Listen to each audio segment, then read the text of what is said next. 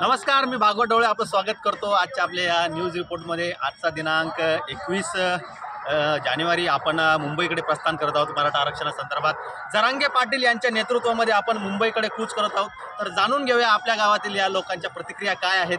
तर कॅमेरामॅन भरत ढवळे यांनी माझी विनंती असेल की त्यांनी समोर यावं आणि सर्वप्रथम आपण जगताप पाटील यांची प्रतिक्रिया घेऊ. जगताप पाटील, काय तयारी आहे, कसं नियोजन केलं तुम्ही, मला असं सांगा. आपली खूप सोय झाली इथं, सगळं चांगला कार्यक्रम झाला. बहुत लय मोठे लोक आले, लय मोठ्या संख्येनं लोक आले इथं. इतकी गर्दी आली, पाण्याच्या बाटल्या एकेकाला 20-25 बॉक्स द्यायला लागले. ते सुद्धा संपाना देव पावला काय कोणता. बरं, तर तुमच्या आरोग्याची वगैरे म्हणा किंवा जेवणाची व्यवस्था म्हणा किंवा सर्व काही कसे राहिलेली असे वाटतं? एक मिनिट, मी माझ्या खिशामध्ये गोळ्या दिलेल्या आहे बा. हे बा, वा, अच्छा, खूप छान. सगळी सुविधा आहे. आणि आरोग्याच्या जरांगे पाटील यांचा जो कालचा जो मॉब बघितला, हा मॉब बघून तुम्हाला काय वाटलं, कसा संचारता अंगामध्ये? म्हणजे आपल्याला आरक्षण भेटणार म्हणजे भेटणार आहे आणि आणणारही आणणार. तर ठीक आहे, चालेल. आपण चौधरी पाटलाकडे जाऊ. चौधरी पाटील, काय सांगणार तुम्ही आमच्या या सभेच्या निमित्तानं? काल जी झालेली सभा असो, काल जी झालेली जरांगे पाटलाची मिरवणूक असो अथवा तुमची बाकीच्या समन्वयकासोबत झालेली चर्चा असो, काय वाटतं तुम्हाला? सोय एक नंबर आहे. जेवणाची वगैरे व्यवस्था कशी? जेवणाची एक नंबर आहे. आयटम काय बालूशाही, गुलाबजाम, बुंदी, पाकिट आमच्याकडे. बाकीच्या जे गावाकडे असलेले व्यक्ती असतील किंवा बाकी समाजाचे व्यक्ती असतील, त्यांना तुम्ही काय संदेश द्याल या मुंबईला जाणाऱ्या वारीसाठी? त्यानं पण यायला पाहिजे. यायला समजून राहिला आता ते म्हणून राहिले येतो म्हणे. चालेल. यानंतर आपण जाऊ गणपत भाऊ ढवळे यांच्याकडे. गणपत भाऊ, आपण काय सांगाल या वारीनिमित्त? तुम्ही खूप सर्व नियोजन केलं, सर्व आयोजन केलं या दरेगाव निघणाऱ्या वारीचं. तर तुमचा कसा अनुभव राहिला या वारीला नियंत्रित करण्यासाठी? ही वारीची एक खूप मोठा असा सुखाचा क्षण आहे की आम्ही या वारीमध्ये सहभागी झालो. खूप मोठा अभिमान आहे की आम्ही या वारीला आलो. इथली व्यवस्था वगैरे, या लोकांचं प्रेम बघितलं तर खूप असं मन भारावून गेलं. त्यांनी जेवणासाठी एवढी व्यवस्था केली, पार्किंगसाठी व्यवस्था आहे, आंघोळीसाठी व्यवस्था आहे. इथली कुठलीही कमी अशी लोकांनी भासून दिली नाही. म्हणजे तुम्ही त्यांचं एक प्रकारे अभिनंदन. खूप छान. म्हणजे भूतो न भविष्य अशी बघितलेली हे नियोजन इथलं खूपच म्हणजे अपेक्षेपेक्षा जास्त नियोजन छान झालंय.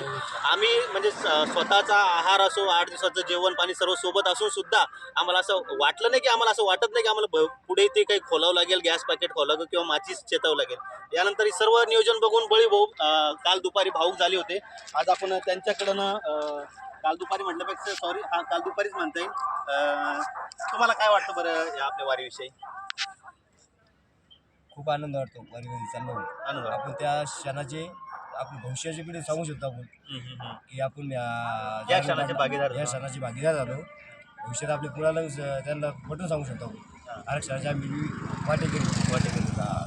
तुम्ही लढला, तुम्ही मुंबईपर्यंत गेलो. बरोबर. गावात इतके सांगू शकतो. बाकीच्या राहिलेल्या गावातल्या जे आपले समन्वयक असतील किंवा जे व्यक्ती असतील किंवा जे आंदोलक असतील, त्यांना तुम्ही काय संदेश द्याल? त्यांनी सर्वांनी यायला पाहिजे होते. जातीसाठी 1 दिवस 2-4 दिवस काढायला पाहिजे होते.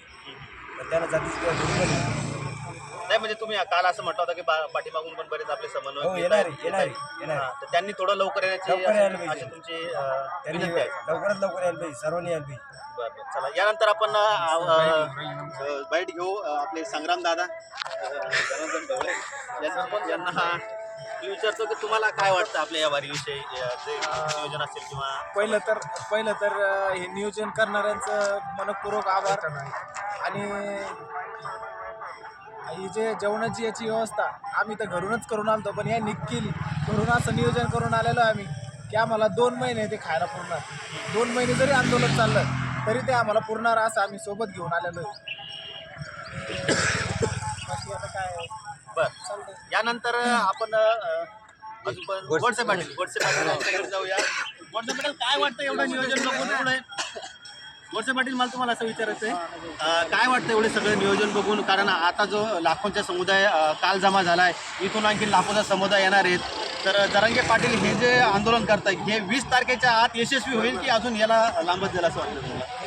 हे 26 तारखेच्या आधी यशस्वी व्हायलाच पाहिजे. जरांगे पाटलाचा इतका मोठा जनसमुदाय बघून